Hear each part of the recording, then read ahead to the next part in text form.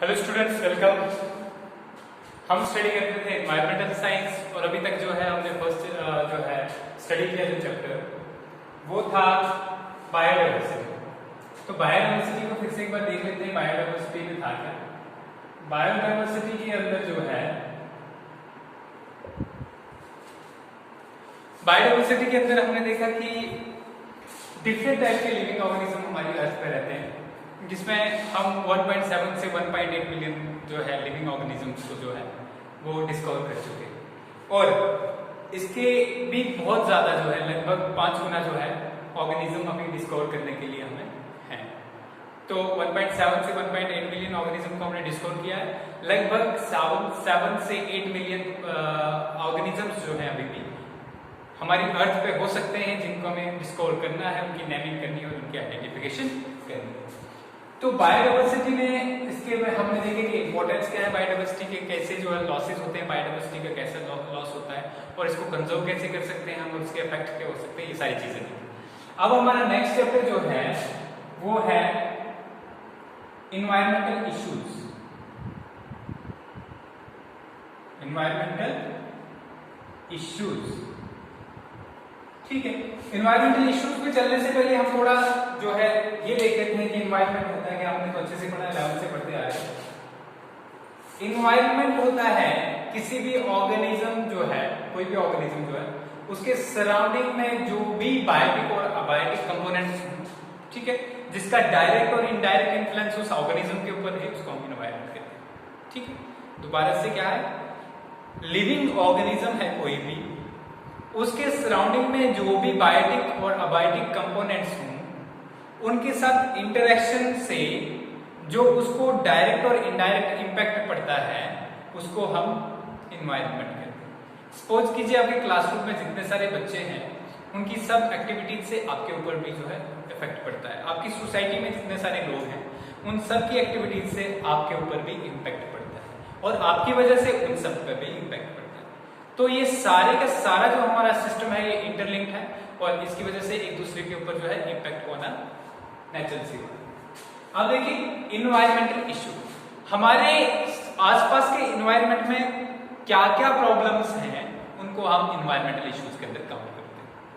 हमारे इन्वायरमेंट के अंदर क्या क्या इश्यूज हैं, उनको किसके अंदर काउंट करते हैं हम, इन्वायरमेंटल इश्यूज के अंदर। और उसमें मोस्टली आप देखोगे पोल्यूशन है, ठीक है, प्रॉब्लम है ये भी हमारे लिए। तो पोल्यूशन एक इशू है जिसमें आपने डिफरेंट टाइप के पोल्यूशन पढ़ चुके हो फर्स्ट चैप्टर, क्लियर हो गया। उसके अलावा जो है आप देखोगे कि पोल्यूशन की वजह से बहुत सारे जो है डिफरेंट टाइप की है, एयर है, ठीक है, वाटर है, सॉइल है, ठीक है। फिर सॉइल पोल्यूशन की वजह से आप देखोगे कि वेस्ट जो प्रोड्यूस होता है उसको मैनेज करने के कोई तरीके होते होंगे, वो भी आप बहुत सारी चीजें जो आप पढ़ चुके हो इसमें। अब कुछ बहुत सारे इंपॉर्टेंट जो वर्ल्ड को, पूरी वर्ल्ड को जो है, पूरी अर्थ को फेस करने पड़ रहे हैं, कुछ ऐसे प्रोसेसेस के बारे में पढ़ेंगे जैसे कहते हैं ग्लोबल वार्मिंग है, ठीक है। ग्लोबल वार्मिंग क्या होता है, फिर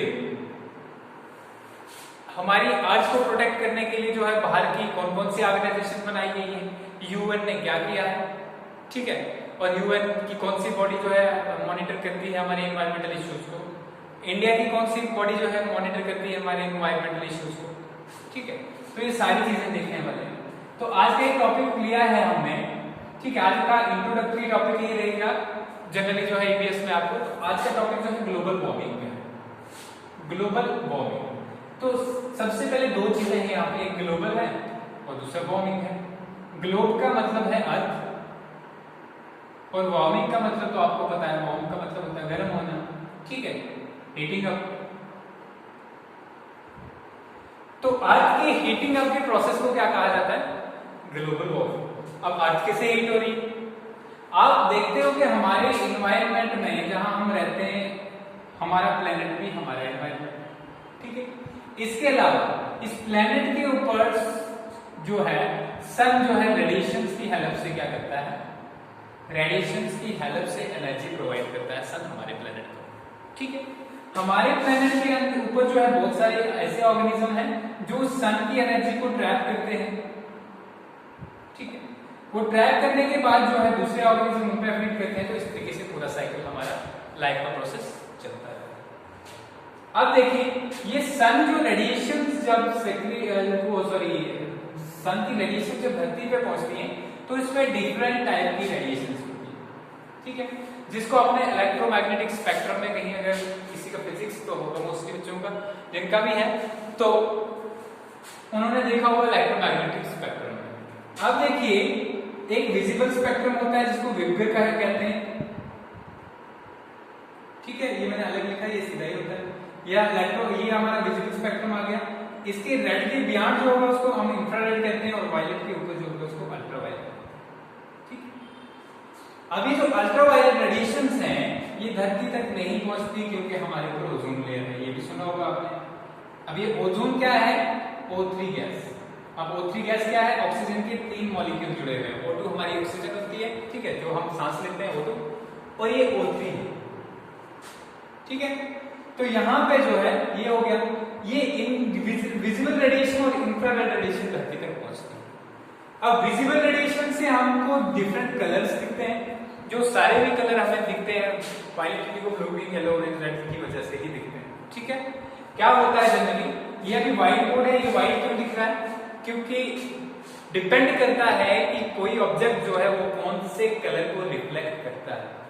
जो सारे के सारे कलर को रिफ्लेक्ट करे वो व्हाइट, जो सारे के सारे कलर्स को विबगर में से एब्जॉर्ब करे चीज कोई वो होगी ब्लैक, और बाकी वाले जो एक स्पेसिफिक कलर को रिफ्लेक्ट करें वो उसका कलर।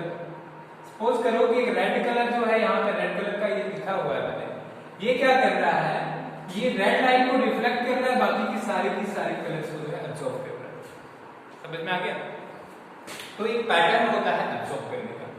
अब देखिए हमारी धरती के ऊपर जो है हमारा एनवायरनमेंट जो है, इसके ऊपर क्या है, डिफरेंट टाइप की चीजें पाई जाती हैं, जैसे लिविंग ऑर्गेनिजम्स हैं, फिर एटमॉस्फेयर है, इसके ऊपर एयर है, ठीक है, इसके अलावा दूसरी गैसेस हैं, फिर केमिकल्स हैं, फिर डिफरेंट सब्सटेंसेस हैं।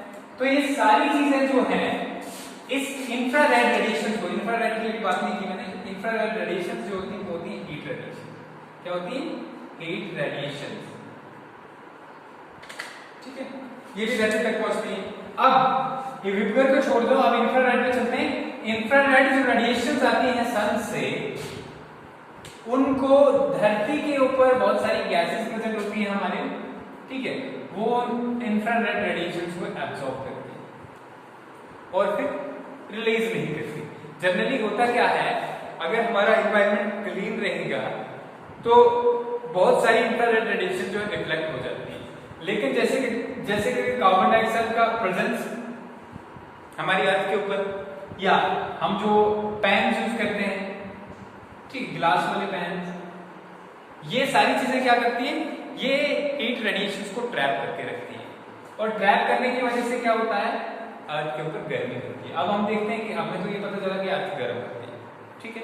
अब ये देखते हैं कि कौन कौन सी ऐसी चीजें हैं जिनसे हमारी अर्थ गर्म होती है। देखिए यहाँ पे कुछ मैंने चार्ट बनाया हुआ है, मोस्ट इंपोर्टेंट इज CO2, ठीक है। कार्बन डाइऑक्साइड जो है वो सबसे बड़ा इंपॉर्टेंट फैक्टर है किसके लिए, किसके लिए है?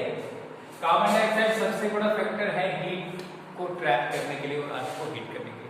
जनरली क्या है, आपने ये सुना होगा कि हमारा एटमॉस्फेयर जो है, अर्थ के ऊपर जो एटमॉस्फेयर है उसमें गैसेस है। नाइट्रोजन 78.08%, 79 लिख लो, ठीक है, फिर ऑक्सीजन 20.93% या 21% रख लो, ठीक है, फिर आ गया CO2 0.3%, कुछ ऐसे, ठीक है, 3% है। तो यहाँ पे जो है 0.33% इतनी जो है कार्बन डाइऑक्साइड पाई जाती है हमारी कंपोजिशन, ठीक है। अगर इस कंपोजिशन में कोई वेरिएंस आता है तो क्योंकि कार्बन डाइऑक्साइड हीट रेडिएशन को ट्रैप करती है तो उस हिसाब से जो हीट चेंज होगी। सपोज कीजिए अगर कार्बन डाइऑक्साइड बढ़ जाती है और बढ़ने से क्या होगा, बढ़ने से हीट ज्यादा ट्रैप होगी तो अर्थ गर्म होगी। अगर कार्बन डाइऑक्साइड घट जाती है तो उससे ठंडी होगी, ठीक है। लेकिन जनरली हो क्या रहा है, यहाँ पे मैंने कुछ स्टैटिस्टिक्स रखे हैं, आप देखोगे कि 1750 में कार्बन डाइऑक्साइड का प्रेजेंस कितना था हमारे एटमॉस्फेयर में, 280 ppm। 280 ppm का मतलब है 280 पार्ट्स पर मिलियन, और मिलियन 10 लाख होता है, अगर 10 लाख जो है, ये हो गया 10 लाख, ठीक है। अगर 10 लाख जो है पार्टिकल्स बकाया एयर के, बाकी सारे एयर के पार्टिकल हैं, तो उसमें कितने पार्टिकल्स होते थे कार्बन डाइऑक्साइड के 750 में? 280 पार्टिकल्स। अब ये बढ़ के कितने हो गए? 2013 के डेटा है हमारे पास 400, लगभग 120 पार्टिकल्स बढ़ गए। तो ये इतना बढ़ना लगभग जो है 1 डिग्री टेम्परेचर का बढ़ना, ठीक है। और ये लास्ट 10 सालों में ही सबसे ज्यादा हुआ है। इंडस्ट्रियल जब 1960s के बाद जो है इंडस्ट्रियल रेवोल्यूशन आया, उसके बाद जो है ज्यादा जो है इंक्रीज हुआ। अब ये कार्बन डाइऑक्साइड रिलीज कहां से होती है? सबसे पहली चीज है कार्बन डाइऑक्साइड के रिलीज होने वाला एनिमल्स, ठीक है। एनिमल्स जो अपने सांस में बाहर CO2 छोड़ते हैं, तो क्या इससे ही बढ़ रही है? नहीं, एनिमल्स में रेस्पॉन्सिबल नहीं है। इसके पीछे रेस्पॉन्सिबल है हमारी इंडस्ट्रीज, इसके पीछे रेस्पॉन्सिबल है फायरवुड्स एंड फ्यूल्स, ठीक है। इसके पीछे रेस्पॉन्सिबल है व्हीकल सबसे ज्यादा, ठीक है। तो इनकी वजह से जो है क्या हो रहा है कि कार्बन डाइऑक्साइड की कंसेंट्रेशन बहुत ज्यादा बढ़ रही है। और जब कार्बन डाइऑक्साइड की कंसेंट्रेशन बढ़ रही है तो ये गैसेस जो हैं इनको ग्रीन हाउस गैसेस भी कहा जाता है। क्या कहा जाता है? Greenhouse gases. जो कौन सी गैसेस को ग्रीन हाउस गैसेस कहा जाता है? जो हीट रेडिएशन को ट्रैप करती हैं, जो हीट रेडिएशन को ट्रैप करती हैं। तो ये ग्रीन हाउस इफेक्ट भी यही है। ग्रीन हाउस इफेक्ट आता है, एक क्वेश्चन आता है कभी, what is greenhouse effect? तो क्या है greenhouse effect? The process of trapping of heat radiation by different gases are also known as greenhouse gases, ठीक है।